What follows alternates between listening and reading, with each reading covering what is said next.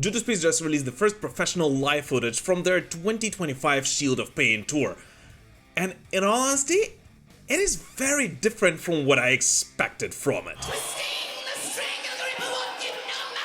So today let's take a deeper look at Judas Priest's performance at Hellfest this year, discuss some controversies around it, and then talk about what it may mean for Judas Priest's future. Here you go.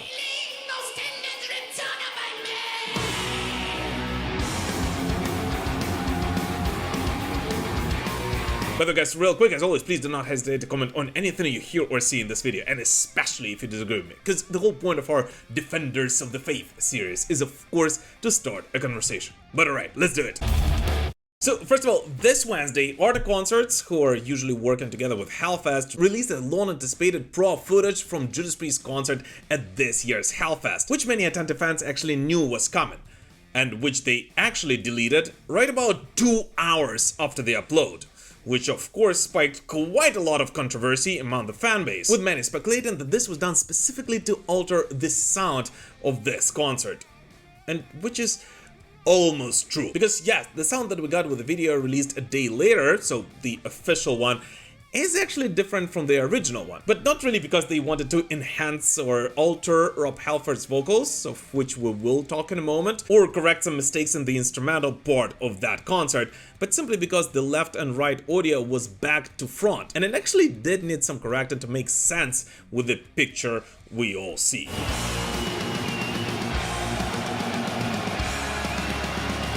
So yes, first of all, don't listen to anyone who says otherwise, because I actually do happen to have the original upload, and the first thing I actually did today was comparing the two. But now that we addressed the first of the two elephants in the room, let's talk about the show itself. Show and production-wise, the concert itself and the footage we got with it is pretty much exactly the same as Judas Priest has been doing on their Shield of Pain tour, which started this year. Although cut to 14 songs compared to the 17-18 they usually do on their solo dates, which is pretty understandable given this is a festival headline run. Yes, that's true. And so on one hand, it wasn't really surprising to anyone who was following Judas Priest for the past couple of months. But at the same time, seeing the professional footage of this show, and especially on such a massive festival as Hellfest is, just simply hit me differently.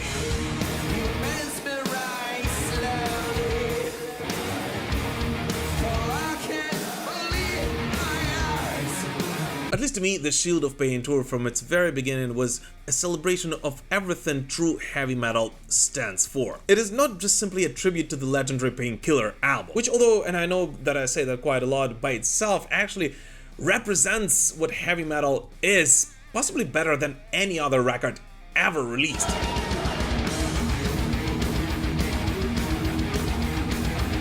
But at least to me, this show and this tour, on which Judas Priest performed 7 tracks from one of the most technically difficult albums in their career, honors and celebrates the triumph of heavy metal, which after the release of this record has gone through the toughest decade in its existence through the 1990s and made its way all the way back up to the Olymp. And the whole fact that even on this festival show, Judas Priest decided to not drop any track from Painkiller and performed 7 songs from their 1990 album and 3 tracks from Invincible Shield. At least to me, and I know that I'm romanticizing it quite a lot and overthinking it way too much, but does show that the Shield of Pain tour is a tour to say you to anyone who doubted that heavy metal would survive until 2025. Between the hammer and the anvil.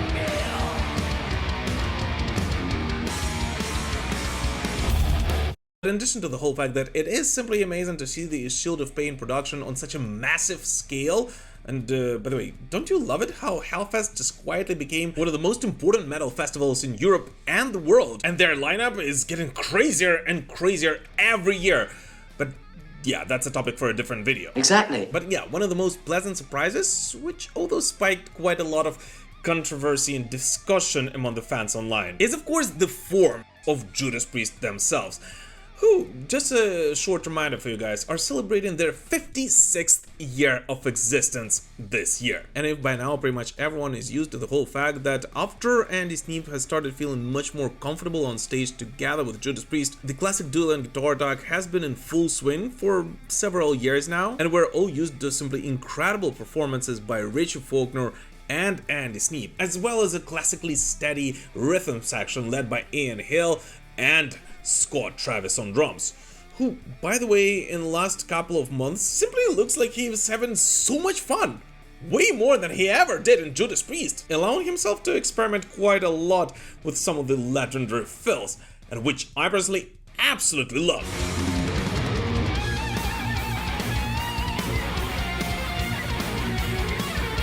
But yes, the biggest surprise of this particular Pro footage is the state of Rob Halford's voice, who, just a reminder, will be 74 in a month, and who, I will simply allow myself to say that, possibly sounds better today in 2025 than he ever did post the reunion with Judas Priest in the early 2000s.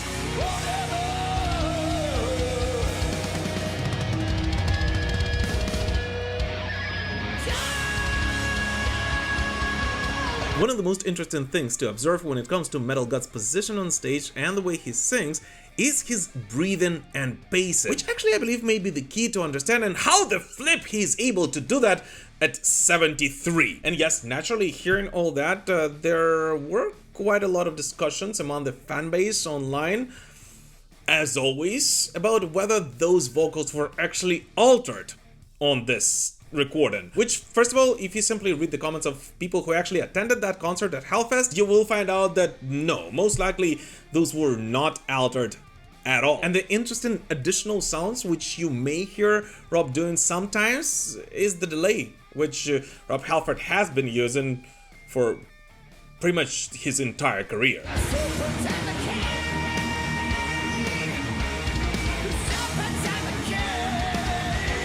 But secondly, in addition to all that, after reading some of those concerns, I actually went online and checked pretty much all of the phone footages I could find from that same concert and compared them to the professional footage we got from ARTE today. And I can most definitely say that although, yes, of course, some parts were polished, but none of them were actually altered. And the way we see the band play and perform on this footage is pretty much exactly the same as the ones who attended that concert heard that night.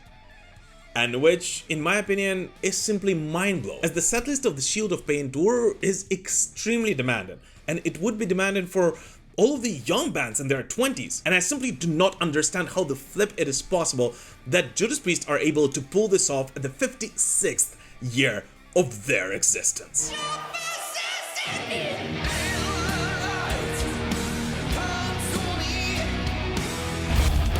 So yeah, I don't know about you, but I was simply blown away by this performance after seeing the professional footage of this show. And in honesty, if you're having a chance to see this show live and you're still contemplating whether to do that or not, I simply do not understand what the flip you're thinking about. Just do it! As the truth is that as much as we would like Judas Priest to go on forever, the sad reality is that it is not going to be so. And this tour, which is a tour for all of the die-hard Judas Priest fans, the tour of a celebration of everything heavy metal is and stands for, is definitely one of those tours you simply cannot miss.